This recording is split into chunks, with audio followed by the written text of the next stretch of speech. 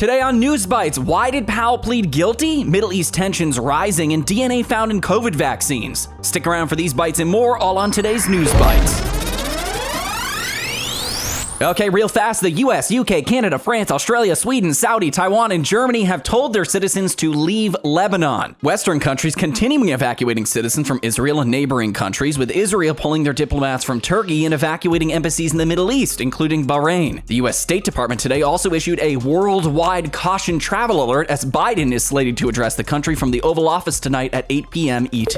All right, here's the latest. The US plans to send Israel tens of thousands of artillery shells originally intended for Ukraine. Israel says it urgently needs the shells to prepare for a potential ground invasion of Gaza and escalation with Iran-backed Hezbollah. This comes as Israeli media says IDF accidentally killed an Iranian journalist in Lebanon, and the USS Carney shot down 3 missiles and several drones, 2 in Syria and 1 near Bashir, Iraq. Additionally, the Pentagon says a U.S. contractor suffered a fatal heart attack during the drone attack in Syria.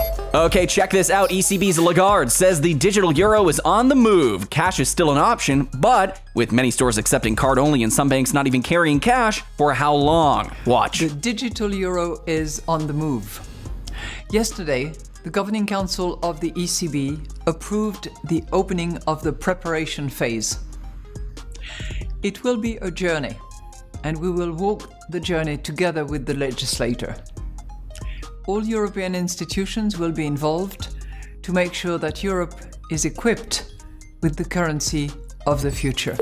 Okay, here's the story. Ex-Trump attorney Sidney Powell pleaded guilty to 6 misdemeanor counts of conspiracy related to a breach of election systems in Coffee County, Georgia, after the 2020 election. She was originally charged with 7 felonies by the Fulton County DA, Fani Willis, but they were reduced to misdemeanors as part of a plea deal. Powell was accused of helping local GOP officials illegally access and copy data from Coffee County election systems to try to prove voter fraud. As part of the plea deal, Powell was sentenced to 6 years probation, a $6,000 fine, $2,700 in restitution, and must testify truthfully in future related trials. The plea does not directly implicate Trump or other defendants, but Powell could potentially be a witness in their cases now. All right, here's a good one for you. Just Stop Oil disciples switched from climate crisis protests to blocking the transport of asylum seekers in the UK. They tried to block the first asylum seekers from returning to the Bibby Stockholm barge 2 months after it was evacuated after Legionella was found on board. They called it a migrant prison while managing to temporarily halt the coach, which had around 30 foreign nationals on board. Take a look. Sit down!